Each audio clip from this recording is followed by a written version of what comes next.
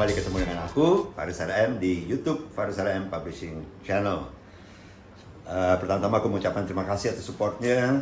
Selama ini sudah 130 episode lebih kita berjalan dalam setahun peluncuran dari Faris RM YouTube Publishing Channel. Dan hari ini adalah hari yang spesial, terutama bagi aku.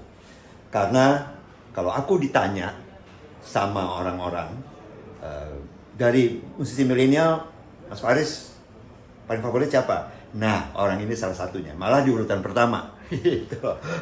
Sekarang saya berada di tempatnya Ardhito's Office di Panglima Polim 2 nomor 38 dan kita jumpa dengan Ardhito Pramono. Gokil sih. Pembukaannya membuat gue kayak gokil. Thank you. Kayak gimana sih? Ardhito ini, sahabat, ini sering kali dibilang mukanya mirip saya waktu masih muda. Iya, sampai ada artikel ya. Toh, kita ngobrol-ngobrol langsung nih. Kita kan mau latihan nih ya dalam rangka Listomania Volume 8 di Gedung Kesenian Jakarta tanggal 15 Maret 2023 yang akan mengusung pementasan solo dari Ardhito Pramono. Sementara aku atas saran Ardhito diajak untuk berkolaborasi menyanyikan 3 lagu yang dipilih oleh Ardhito sendiri. Nah, pertanyaan gue nih toh pada lo, kenapa waktu gue dengar kebetulan ini penggagas acara ini juga kebetulan sahabat kita ya. Ridhonya belum datang, nanti kita ngobrol-ngobrol juga sama Ridho. Tapi yang aku mau tanya sama Ardhito, aku dengar dari Ridho bahwa kesertaan gue ini sebetulnya adalah karena keinginan lo. Nah, gue mau tanya kenapa? Gitu. Karena selama ini Mas, gue kan mendengarkan karya Mas Faris sudah ya dari kecil lah gitu ya. Yang membuat gue jadi musisi berinspirasi ada di studio sendirian pakai pola Jam Faris waktu menggarap album yang Sakura. Itu karena Om Faris juga sebenarnya. Alhamdulillah. Dan belum pernah sebenarnya selama ini kolaborasi sama idola gue gitu. Jadi kayak pengen banget ngebawain lagunya Om Faris, pengen banget nyanyi bareng sama Om Faris, pengen banget bersenang-senang dalam notasi lah sebenarnya kayak. Itu kan satu hal yang menurut gue kayak nggak bisa di-describe gitu ya, Iya. koneksi antara musik gitu. Pengen banget sih Om. Gitu. Oke. Nah, Oke, toh satu lagi. Kalau gue ditanya sama sahabat-sahabat semua di chat channel gue, terus juga dalam social life bergaul, gue ditanya gitu, kenapa lo urutin nomor 1 gitu, baru lo tempatin Isyana di kedua dan Tulus di ketiga gitu. Kalau gue nih, ya. Nah, satu hal nih, toh, gue agak sedikit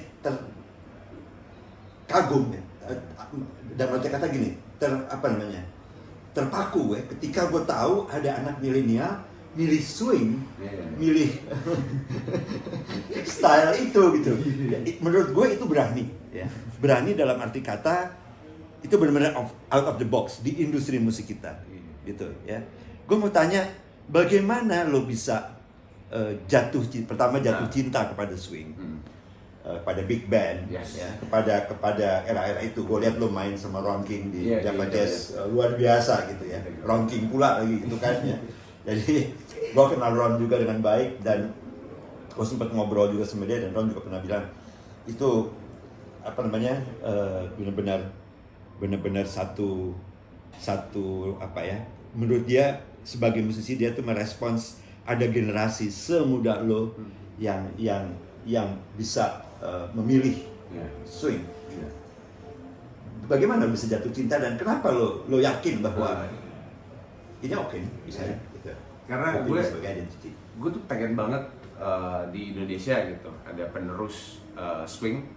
Nah kan selama ini kan kalau misalnya kita ngomongin jazz itu kan terkotak-kotakan sama sebuah community gitu. Nah sebenarnya gue pengen break the barrier antara the exclusive community misalnya. Kita mau dengar jazz misalnya ya cuma di Motion Blue misalnya.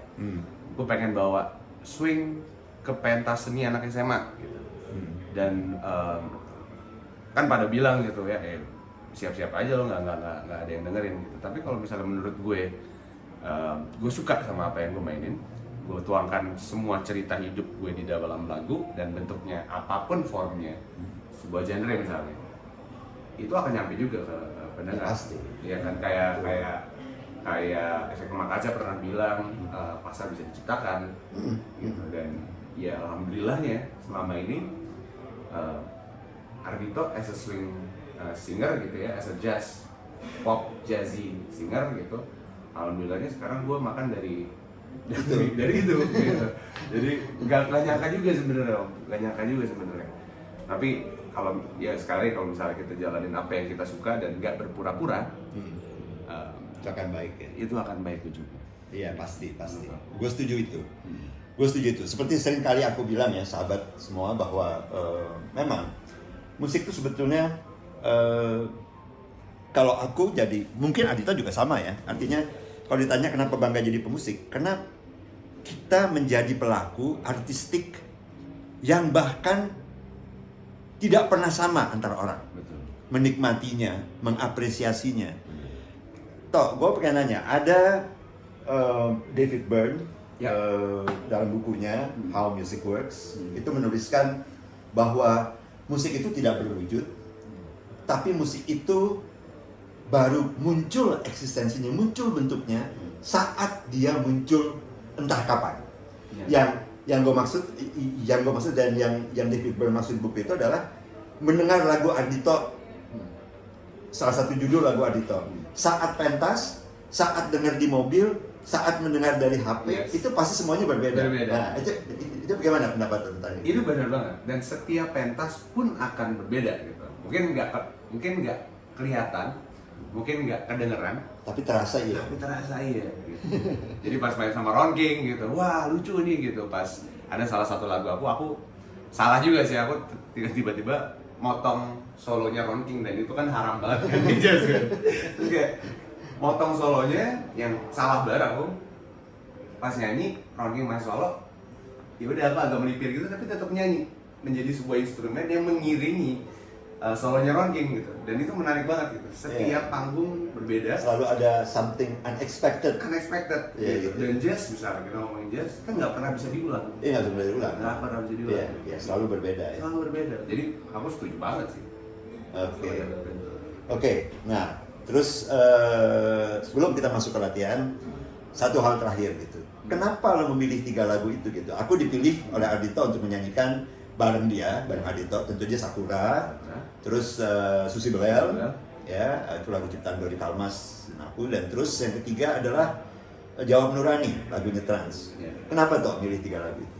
Oke, kalau misalnya Sakura, karena emang dari dulu suka banget sama lagunya, nggak pernah memainkan. Aku nggak pernah mainin Sakura sendirian cover gitu, nggak pernah.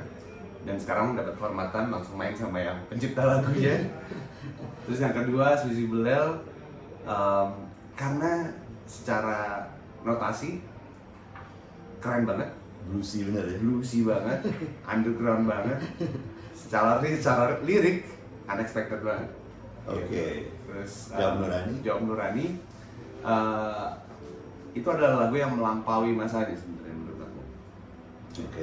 Jadi aku pernah ngomong juga sama Mbak Es kalau kayaknya Tatsuro Yamashita bikin album pertama gara-gara Trans deh. Aku bilang gitu, kayaknya adanya city pop tuh emang karena adanya kreatif pop, karena kalau misalnya dilihat secara timeline kayaknya Mbak Es duluan. Alhamdulillah. Iya, dan permasalahannya mungkin emang karena Jepang ya alat-alat semuanya ada di sana gitu. Dan secara arshiping gitu ya. Terima kasih David Tarigan gitu ya. Secara arshiping Indonesia masih belum banyak yang pengen untuk mengapresiasi orang-orang yang emang suka mengumpulkan artefak musik Indonesia. Oke. Tempatnya cuma satu di Blok M doang atau di Pasar Santa gitu. Oke. Ya kan. Jadi menurut aku secara musik Indonesia jauh di era itu jauh di atas Southeast Asia bahkan. Gitu. Selalu di gerak musikal regionalnya ya. Iya, di gerak musik regionalnya. Tapi secara arshiping itu yang sangat disayangkan gitu. Kita terlambat ya. Kita terlambat ternyata. Tapi secara musik sih udah melampaui masanya menurut aku. Trans. Oke, makasih banyak toh. Nanti kita ngobrol-ngobrol lagi. Yes. Kita akan segera masuk studio latihan abis ini.